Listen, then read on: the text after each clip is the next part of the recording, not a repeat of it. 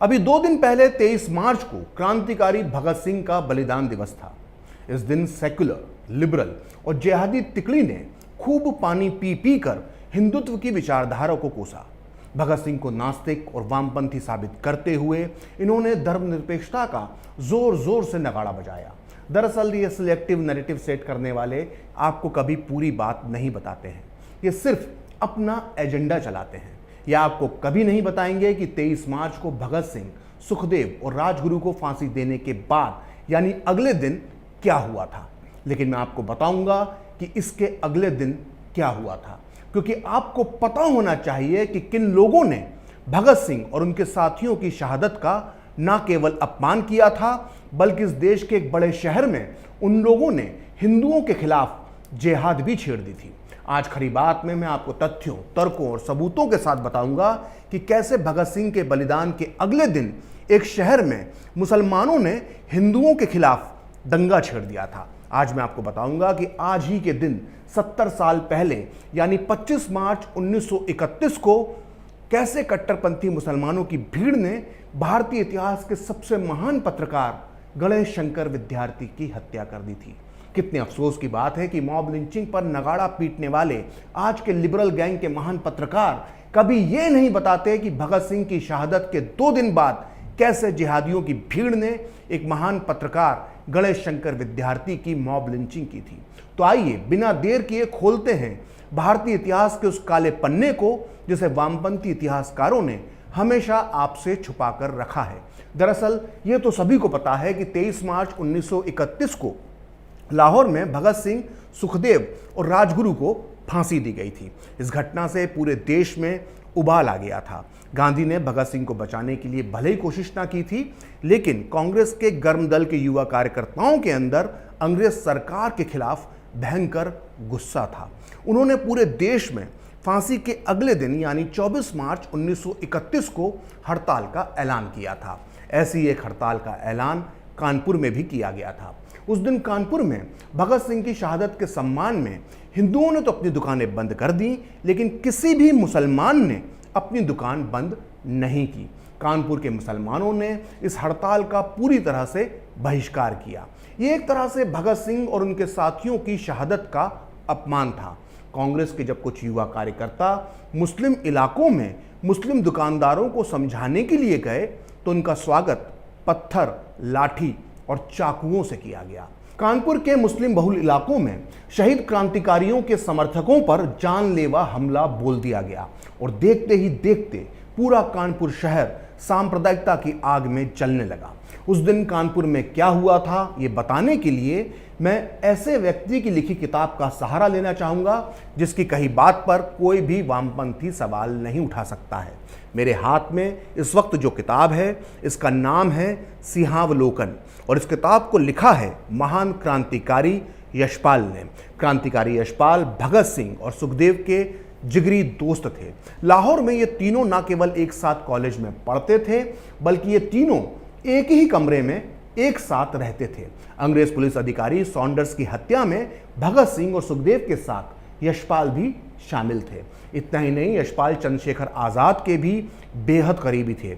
जिस दिन चंद्रशेखर आज़ाद इलाहाबाद के अल्फ्रेड पार्क में शहीद हुए थे, उस दिन वो यशपाल के साथ ही वहां गए थे। आपकी जानकारी के लिए मैं ये भी बता देना चाहता हूं कि यशपाल घनघोर वामपंथी विचारों के थे और आरएसएस की विचारधारा के कट्टर विरोधी थे।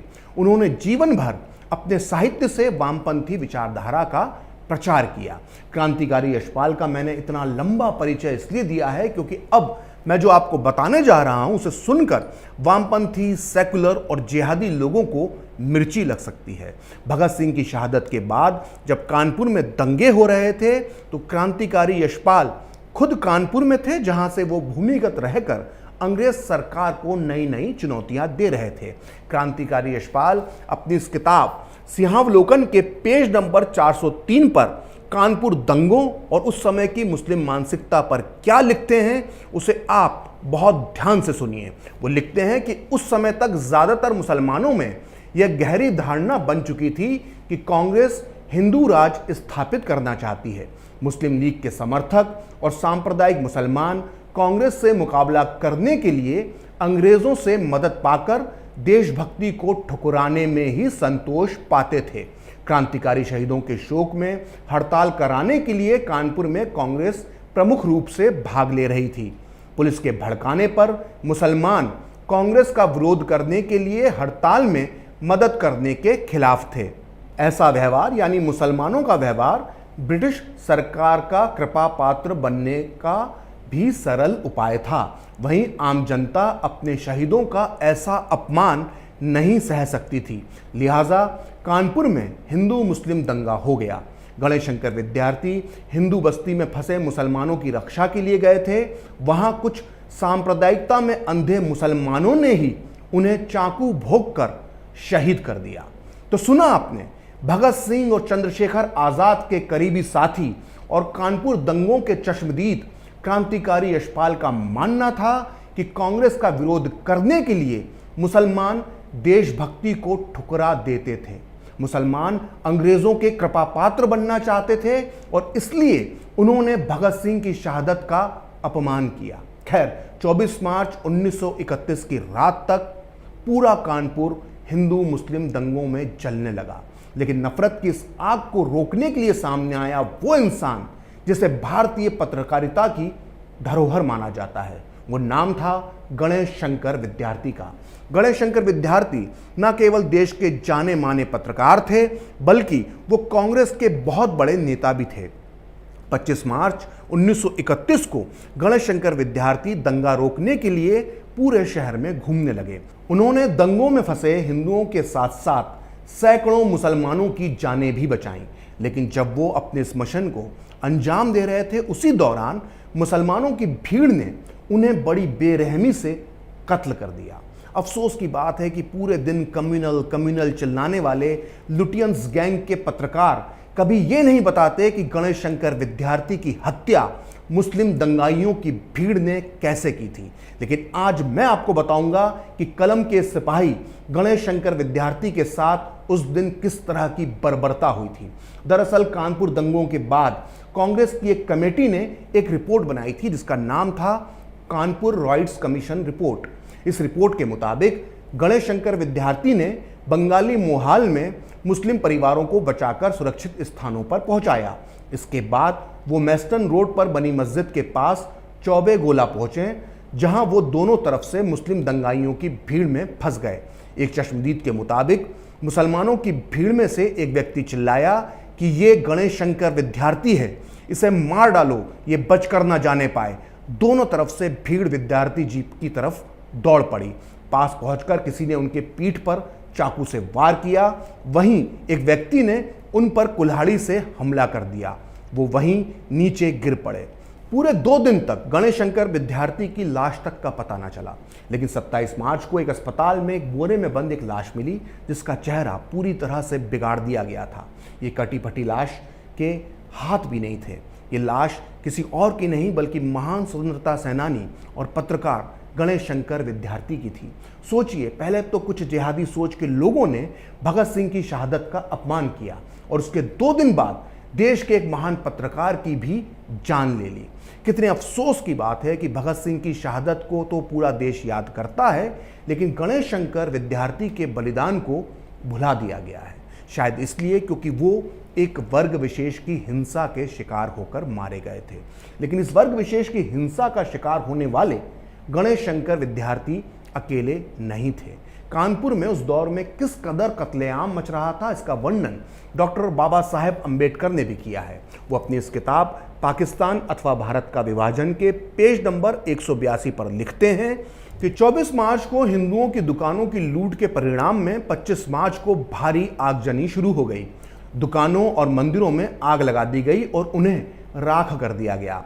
सबसे ज्यादा हानि डॉक्टर रामचंद्र की हुई। उनकी पत्नी, बूढ़े माँ बाप समेत उनके परिवार के सभी सदस्यों की हत्या कर दी गई। इस कत्लेआम में माननीय गणेश शंकर विद्यार्थी को भी अपनी जान देनी पड़ी। कानपुर दंगों के शुरुआती 3 दिनों में चुन चुन कर हिंदुओं को निशाना बनाया गया और इसके पीछे एक बहुत बड़ी वजह अंग्रेज सरकार की पुलिस भी थी। अंग्रेज सरकार भगत सिंह को फांसी देकर वैसे ही डरी हुई थी, लिहाजा वो भगत सिंह का अपमान करने वालों को खुलेआम न केवल उकसा रही थी बल्कि उनकी हिंसा का अंधा समर्थन भी कर रही थी। अगर आपको क्रांतिकारी यशपाल, कांग्रेस की रिपोर्ट और डॉक्टर अंबेडकर की बातों पर भी यकीन ना हो रहा हो तो अब मैं सबूत के तौर पर पेश करना चाहूंगा भारत के पहले राष्ट्रपति डॉक्टर राजेंद्र प्रसाद की ये प्रसिद्ध पुस्तक खंडित भारत को, जो इस वक्त मेरे हाथ में है। इस किताब के पेज नंबर 158 पर पूर्व राष्ट्रपति डॉक्टर राजेंद्र प्रसाद लिखते हैं कि हमें इस बात में जरा भी संदेह नहीं कि कानपुर दंगों के शुरुआती 3 दिनों में पुलिस ने अपने कर्तव्य पालन में वो तत्परता नहीं दिखाई जो उसे दिखाना चाहिए थी। कई चश्मदीदों ने भी ऐसी भीषण घटनाओं के वर्णन दिए हैं जो पुलिस की आंखों के सामने हो रही थी, परंतु पुलिस चुप बैठी तमाशा देखती रही। 3 दिन लगातार हिंसा झेलने के बाद हिंदुओं ने भी जवाब देना शुरू कर दिया और जब तक दंगे रुके तब तक करीब करीब 400 लोग अपनी जान गंवा चुके थे। कई लोगों का मानना है कि मरने वालों की संख्या 1000 से भी ऊपर थी।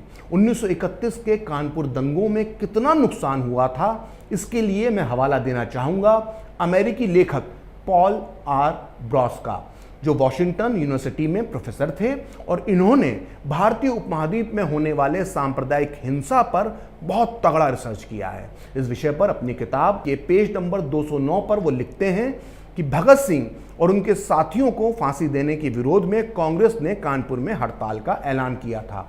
अपने प्रदर्शन के दौरान कांग्रेस कार्यकर्ताओं ने मुस्लिम दुकानदारों से अपनी दुकानें बंद करने के लिए कहा, जिसके बाद शहर में दंगा भड़क गया। इन दंगों में करीब 400 लोगों की मौत हो गई, 42 मंदिर और 18 मस्जिदें जला दी गईं और वहीं हिंदुओं के 248 घर और मुसलमानों के 101 घर जला दिए गए।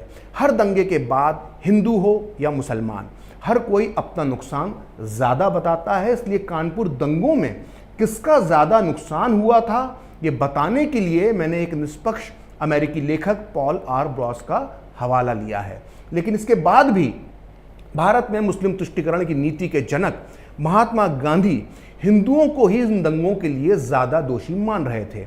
अखबारों का हवाला देकर उन्होंने कानपुर दंगों पर कांग्रेस के कराची अधिवेशन में एक भाषण दिया। 27 मार्च 1931 को उन्होंने अपने भाषण में कहा कि कानपुर दंगों के लिए अखबार हिंदुओं को ज़्यादा दोषी ठहरा रहे हैं। ये सारा नरसंहार किस लिए? हम इतने पागल कैसे हो सकते हैं? गुजरात के दंगे हों या दिल्ली के, मेरठ के दंगे हों या मुजफ्फरनगर के, वर्तमान ही नहीं 100 साल पहले भी ज़्यादातर दंगों की शुरुआत एक वर्ग विशेष द्वारा ही होती है। अफसोस की बात है कि गुजरात दंगों की बात करने वाले जिस तरह से गोधरा कांड को भूल जाते हैं, वही 1931 के कानपुर दंगों में भी हुआ था। इतिहास की किताबों में छुपा लिया गया कि यह दंगा क्यों शुरू हुआ था। आज के बड़े बड़े पत्रकार ये भी कहने से हिचकते हैं कि गणेश शंकर विद्यार्थी की हत्या किन हाथों से हुई थी, लेकिन आज गणेश शंकर विद्यार्थी की पुण्यतिथि पर पूरा सच सामने आना चाहिए और यही कोशिश मैंने की है। फिलहाल खरी बात प्रखर के साथ में इतना ही। आप चाहें तो मुझसे जुड़ने के लिए मेरे फेसबुक पेज प्रखर श्री 78 को लाइक कर सकते हैं और अगर ट्विटर पर आप मुझसे जुड़ना चाहते हैं तो मेरा ट्विटर हैंडल है प्रखर श्री 78। अगर आपको ये वीडियो पसंद आया तो इसे लाइक करें, शेयर करें और कैपिटल टीवी को सब्सक्राइब करें। नमस्कार।